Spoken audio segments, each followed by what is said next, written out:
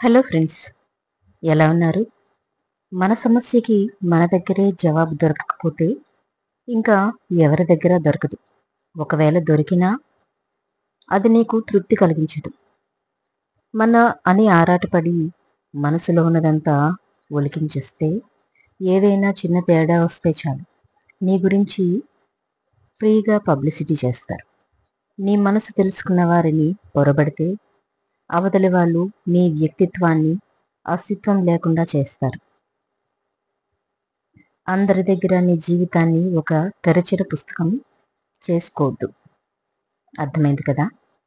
ఎందుకో తెలీదు, అన్ని మాటల్లో అపార్థమే వెతుకుతున్నారు ఈ రోజుల్లో. అర్థం చేసుకునే రోజులే లేవు. ఒక్కచోట మాత్రమే మౌనం పాటించమనేవారు మన పెద్దలు. ఇక నుంచి మన అనుకునే ఆ 10 మంది దగ్గర కూడా మౌనం పాటించడం మంచిదేమో. మనశ్శాంతి కోసం ఎలాగో వెతుకుతున్నాం. ఇక నుంచి మన అనుకునే మనిషి కూడా వెతుకుతూ ఉంటారేమో.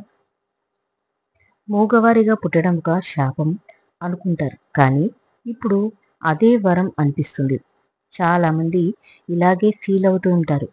ఎవరైనా మిమ్మల్ని బాధ పెడితే మాటి మాటికి అదే తలుచుకుంటూ మనసుకు భారం పెంచుకోవద్దు. మాట అనిపించుకున్నా సంతోషంగా కనబడితే అవతల వారికి అంతకన్నా నరకం ఇంకొకటి ఉండదు. మాట అనే హక్కు వాళ్ళకి ఉన్నా బాధపడాల్సిన అవసరం నీకు లేదని గుర్తుంచుకో. కష్టాలు వచ్చినప్పుడే మనిషికి విజయం విలువ ఏంటో తెలుస్తుంది. అంతా మనవాళ్లే అని ఎప్పుడూ అనుకోవద్దు. నీతో అవసరం ఉన్నంత వరకే అందరూ నీ వాళ్ళు. సంపాదన లేని పురుషుణ్ణి, సంతానం లేని స్త్రీలని ప్రశాంతంగా బ్రతకనివ్వదు ఈ సమాజం. తన స్నేహితుడిని చీకటి నుంచి వెలుగులోకి తీసుకురావడానికి ప్రయత్నించేవాడే నిజమైన స్నేహితుడు. అన్ని పాములు విషపు పాములు కాదు. విషపూరితం కాకపోయినా పైకి ఎలా కనబడే తీరాలి. లేకపోతే ఆ పాములు బ్రతికి బట్టకట్టి అసలు కుబుసం విడవడం కష్టం. కడుపు కట్టుకొని సంపాదించు, అది నీ బిడ్డలకి మంచిదే. కానీ వేరొకరు కడుపు కొట్టి కూడా పెట్టద్దు. ఆ పాపం నీ బిడ్డలకి చుట్టుకుంటుంది. జీవితం ప్రశాంతంగా ఉండాలంటే రెండే దారులు. ఒకటి, నీ సమస్యను ఇతరులకు చెప్పకపోవడం. 2, ఇతరుల సమస్యల్లో తల దూర్చడం. మనిషికి ఆశ ఎక్కువ. నచ్చిన ప్రతిదాన్ని కావాలనుకుంటుంది. మరి కాలానికి స్పష్టత ఎక్కువ. ఏది కావాలో అదే ఇస్తుంది. మన కోసం కొంత సమయం ఇవ్వలేని వారి గురించి ఆరాటపడడం ఆపేస్తే చాలా సమస్యలు దూరమవుతాయి. ఒక్కసారి మనసు చచ్చిపోతే మాట్లాడాలన్న ఆలోచన కూడా చచ్చిపోతుంది. అందరూ మనవాళ్లే అనుకుంటే తప్పులేదు, కానీ అందరూ మనలాంటి మనసు కలిగి ఉంటారని అనుకోవడం చాలా పెద్ద తప్పు. నిజాన్ని నమ్మించాలంటే సాక్ష్యం కావాలి. అదే అబద్ధాన్ని నమ్మించాలంటే కేవలం నటిస్తే చాలు. పెళ్లికి ముందు తండ్రి, పెళ్లికి తర్వాత భర్త సరైన వాళ్ళు కాకపోతే ప్రతి అమ్మాయి కూడా అనాథే అవుతుంది. అసలు నువ్వు చేస్తున్న తప్పేంటో నీకు తెలుసా? ఒకరి మీద నమ్మకం పెట్టుకోవడం. అది నీ తప్పే. నీ నమ్మకాలని నిలబెట్టాల్సిన అవసరం ఇక్కడ ఎవరికీ లేదు.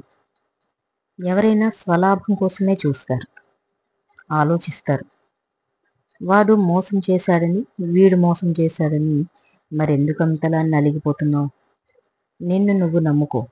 కేవలం నిన్ను మాత్రమే నమ్ముకొని ఉండు.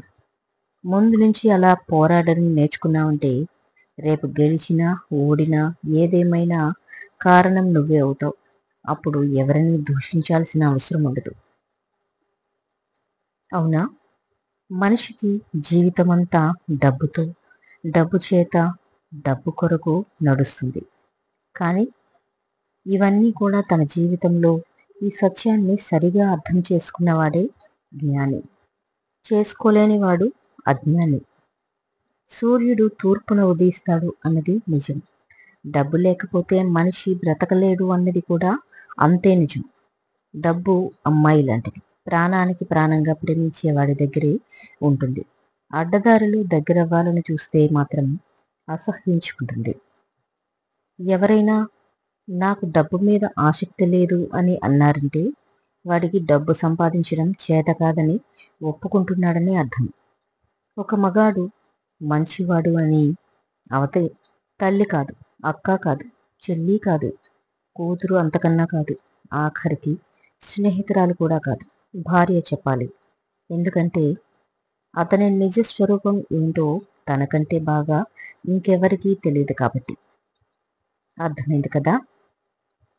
ఎలా అయినా సరే వాణ్ణి అనగదొక్కాలి. వాడు స్థలాలు కొంటున్నాడు, పొలాలు కొంటున్నాడు, భార్యకు నగ నట్ర చేయిస్తున్నాడు, మా ముందరే పెరిగి ఇప్పుడు మాకంటే పై స్థాయికి వెళ్ళిపోయాడు, మాకంటే ఎక్కువగా ఎదిగిపోతున్నాడు, వీటిని ఎలాగైనా క్రిందికి తొక్కేయాలని చెప్పి ఎంతోమంది మనుషులు నిన్ను తొక్కేయాలని చూస్తే నువ్వు ఏమీ కంగారు పడకు.